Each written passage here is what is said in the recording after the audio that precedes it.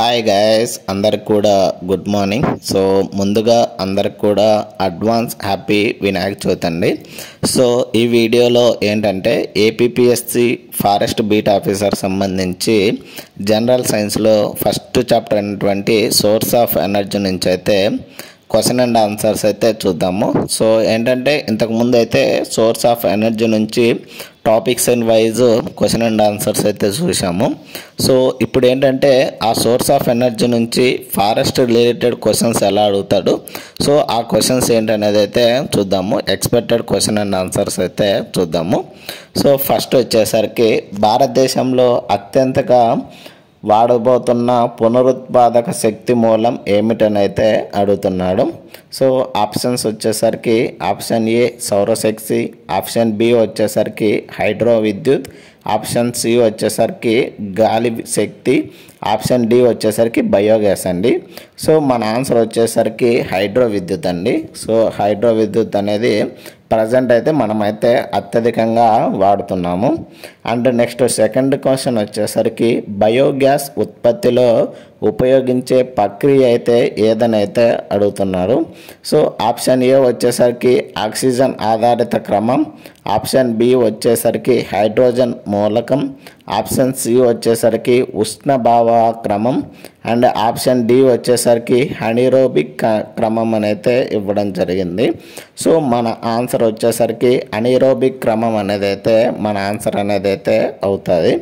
So next వచ్చేసరికి మూడోది వచ్చేసరికి సౌర సెల్ ఆధారపడేది ఏమిటనైతే అడుగుతున్నాడు. సో ఆప్షన్ ఏ వచ్చేసరికి ఫోటోథర్మిక్ ప్రభావం, ఆప్షన్ బి వచ్చేసరికి ఫోటో వోల్టాయిక్ ప్రభావం, ఆప్షన్ సి వచ్చేసరికి విద్యుత్ రసాయన శక్తి మార్పిడి, అండ్ ఆప్షన్ డి వచ్చేసరికి ఉష్ణ రసాయన ప్రభావం అయితే అడుగుతున్నారు. సో మన ఆన్సర్ వచ్చేసరికి ఫోటో వోల్టాయిక్ ప్రభావం అనేది అయితే మన ఆన్సర్ అనేది అయితే అవుతుంది.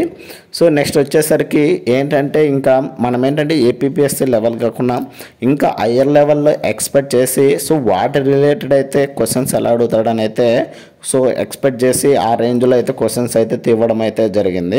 సో ఆ రేంజ్లో అయితే క్వశ్చన్స్ ఎలా అడుగుతాడని అయితే ఇక్కడ ఇవ్వడం జరిగింది. క్రింది వాటిలో బలం లేని కానీ ఖర్చుతో కూడిన పునరుత్పాదక శక్తి మూలం ఏమిటని అయితే అడుగుతున్నాడు. సో ఆప్షన్ ఏ వచ్చేసరికి జియోథర్మల్, ఆప్షన్ బి వచ్చేసరికి సౌరశక్తి, ఆప్షన్ సి వచ్చేసరికి గాలి శక్తి, ఆప్షన్ డి వచ్చేసరికి హైడ్రో పవర్ అండి. సో మన ఆన్సర్ వచ్చేసరికి జియోథర్మల్ అనేది అయితే మన ఆన్సర్ అనేది అయితే అవుతుంది. సో నెక్స్ట్ ఐదో క్వశ్చన్ వచ్చేసరికి జల విద్యుత్ స్టేషను ఏర్పాటుకు అత్యవసరమైన అంశం ఏంటని అయితే అడుగుతున్నాడు. సో ఆప్షన్స్ వచ్చేసరికి గాలి వేగం, ఆప్షన్ బి వచ్చేసరికి అగ్నిపర్వతాలు, ఆప్షన్ సి వచ్చేసరికి నీటి ప్రవాహ భంగిమ, అండ్ ఆప్షన్ డి వచ్చేసరికి తాపశక్తి అండి. సో జల విద్యుత్ స్టేషన్ల ఏర్పాటుకు అత్యవసరమైన అంశం ఏంటంటే నీటి ప్రవాహ భంగిమ. సో మనకేంటంటే హైడ్రోమీటర్ అని అయితే అంటారు. సో దాని ద్వారా మనకైతే అత్యవసరమైన అయితే చెప్పచ్చు. సో ఏంటంటే డైలీ మనకైతే ఏపీ ఫారెస్ట్ బీట్ ఆఫీసర్కి సంబంధించి ఎవ్రీ టాపిక్ అంటే మొత్తం మనకి 8 టాపిక్స్ 8 చాప్టర్స్ ఉన్నాయి కదా, 8 చాప్టర్స్ నుంచి కూడా క్వశ్చన్ అండ్ ఆన్సర్స్ అయితే తయారు చేయడం అయితే జరిగింది. సో డైలీ మనకైతే ఈ టైంకి అయితే రిలీజ్ అయితే అవుతుంది. సో డైలీ అయితే చెక్ చేసుకోండి guys. Each and basic, moderate and hard and forest related ఎలా అడుగుతాడు, అండ్ హయ్యర్ లెవెల్ అంటే so for example APPSC exam రాస్తున్నాం కాబట్టి దానికి మించి అడిగే కంటే ఎలా అడగచ్చు, అండ్ టాపిక్ వదిలేసి ఎలా అడగచ్చు. సో అన్నింటి మీద అయితే అన్ని విధాలుగా ఆలోచించి మనమైతే క్వశ్చన్ అండ్ ఆన్సర్స్ అయితే చేయడం అయితే జరిగింది. సో వాటి విధంగా అయితే ఇవ్వడం జరిగింది. అండ్ ప్రజెంట్ కరెంట్ అఫైర్స్ ఎలా ఉన్నాయి, సో వాటి విధంగా ఈ టాపిక్స్ ఏమన్నా అడగచ్చా అనేది వాటి మీద కూడా క్వశ్చన్స్ అయితే చేయడం అయితే జరిగింది. సో టోటల్గా నేనైతే అన్ని విధాలుగా అయితే మనమైతే క్వశ్చన్ అండ్ ఆన్సర్స్ రెడీ చేయడం అయితే జరిగింది. అండ్ వీడియోను ఎవరైనా కానీ కొత్తగా చూస్తున్నట్లయితే ప్లీజ్ లైక్ చేసి సబ్స్క్రైబ్ అయితే చేసుకోండి గైస్. సో నెక్స్ట్ వచ్చేసరికి భారత్లో నేషనల్ సోలార్ మిషన్ NSM ప్రారంభమైన సంవత్సరం ఏంటని అయితే అడుగుతున్నాడు.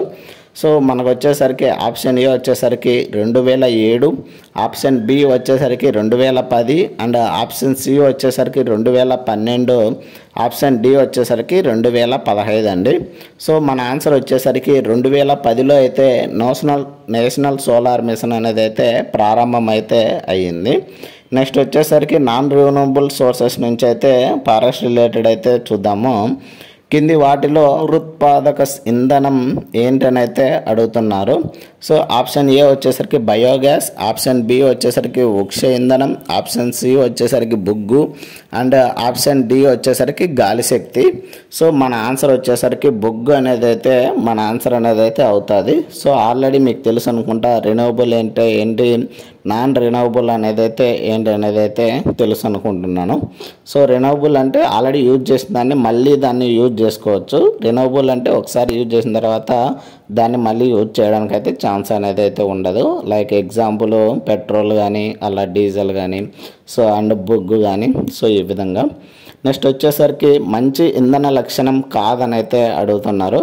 సో ఆప్షన్ ఏ వచ్చేసరికి తక్కువ కాలుష్యం, ఆప్షన్ బి వచ్చేసరికి తక్కువ తాప ఉత్పత్తి, ఆప్షన్ సి వచ్చేసరికి అధిక కెలోరిఫిక్ వాల్యూ అని అయితే ఇవ్వడం జరిగింది, ఆప్షన్ డి వచ్చేసరికి సులభంగా లభించడం అని అయితే ఇవ్వడం జరిగింది. సో మన ఆన్సర్ వచ్చేసరికి ఆప్షన్ బి అండి, తక్కువ తాప ఉత్పత్తి అనేది అయితే మన ఆన్సర్ అవుతుంది. నెక్స్ట్ వచ్చేసరికి కింది వాటిలో న్యూక్లియర్ ఫ్యూజన్పై ఆధారపడి శక్తి ఉత్పత్తి విధానం అని అయితే అడుగుతున్నాడు. సో మన ఆన్సర్ వచ్చేసరికి ఆప్షన్ ఏ సౌర విద్యుత్ అండ్ ఆప్షన్ బి వచ్చేసరికి అణు రియాక్టర్ అండ్ ఆప్షన్ సి వచ్చేసరికి hydro power and option D వచ్చేసరికి గాలి విద్యుత్ అండి. సో మన ఆన్సర్ వచ్చేసరికి అణు రియాక్టర్ అనేది అయితే మన ఆన్సర్ అనేది అయితే అవుతుంది. నెక్స్ట్ వచ్చేసరికి క్రింది ప్రక్రియలో చైన్ రియాక్షన్ జరుగుతుందని అయితే అడుగుతున్నాడు. సో ఆప్షన్ ఏ వచ్చేసరికి బయోగ్యాస్ ఉత్పత్తి, ఆప్షన్ బి వచ్చేసరికి అణు ఫిషన్ అండ్ ఆప్షన్ సి వచ్చేసరికి సౌరశక్తి, ఆప్షన్ డి వచ్చేసరికి గాలి చలనం అండి. సో మన ఆన్సర్ వచ్చేసరికి అణు ఫిషన్ అనేది అయితే మన ఆన్సర్ అనేది అయితే అవుతుంది. వచ్చేసరికి ఏంటంటే ప్రజెంట్ ట్రెండ్ వైజ్ క్వశ్చన్స్ ఎలా అడగచ్చు ఏంటి అనేది అయితే చూద్దాము. 2023 నాటికి భారత్లో సోలార్ పవర్ ఇన్స్టాల్డ్ కెపాసిటీ అత్యధికంగా ఉన్న రాష్ట్రం అయితే ఏదని అయితే అడుగుతున్నాడు ఇండియా వైజ్. సో ఫస్ట్ రాష్ట్రం వచ్చేసరికి మహారాష్ట్ర, ఆప్షన్ బి వచ్చేసరికి రాజస్థాను, సో ఆప్షన్ సి వచ్చేసరికి తమిళనాడు, ఆప్షన్ డి వచ్చేసరికి ఆంధ్రప్రదేశ్ అండి. సో మన ఆన్సర్ వచ్చేసరికి రాజస్థాన్ అనేది అయితే మన ఆన్సర్ అవుతుంది. సోలార్ పవర్ ఇన్స్టాల్డ్ కెపాసిటీ అత్యధికంగా ఉన్న రాష్ట్రం ఏదంటే ఖచ్చితంగా చెప్పచ్చు రాజస్థాన్ అనేది అయితే మన ఆన్సర్ అవుతుంది. అండ్ నెక్స్ట్ సెకండ్ వన్ వచ్చేసరికి భారత ప్రభుత్వం ప్రవేశపెట్టిన నేషనల్ హైడ్రోజన్ మిషన్ ప్రారంభమైన సంవత్సరం ఏంటని అయితే అడుగుతున్నాడు. సో ఆప్షన్ ఏ వచ్చేసరికి 2018, ఆప్షన్ బి వచ్చేసరికి 2020, ఆప్షన్ సి వచ్చేసరికి 2021, ఆప్షన్ డి వచ్చేసరికి 2022 అండి. సో మన ఆన్సర్ వచ్చేసరికి 2021 అనేది అయితే మన ఆన్సర్ అండి. సో ఇది కొంచెం ఇంపార్టెంట్ అండి. నాకు తెలిసి నేను చూసిన క్వశ్చన్స్లలో ఎక్కువ క్వశ్చన్స్ రిపీట్ అయిన క్వశ్చన్ ఏంటంటే ఇదే, నేషనల్ హైడ్రోజన్ మిషన్ ప్రారంభమైన సంవత్సరం ఏంటని అయితే ఎక్కువగా అడుగుతున్నాడు. మూడోది వచ్చేసరికి ప్రపంచంలోని అతిపెద్ద ఫ్లోటింగ్ సోలార్ ప్లాంట్ ప్రస్తుతం అభివృద్ధి అవుతుందని అయితే ఇచ్చాడు.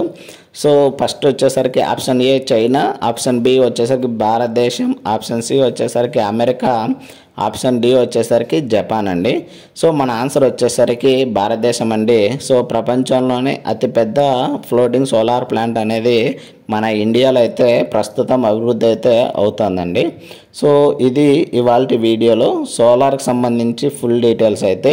ఇలాంటి మరిన్ని వీడియోస్ అండ్ మరిన్ని అప్డేట్స్ కోసం అయితే please like, share and subscribe చేసుకోవడం అయితే మర్చిపోదండి guys. Thank you for watching.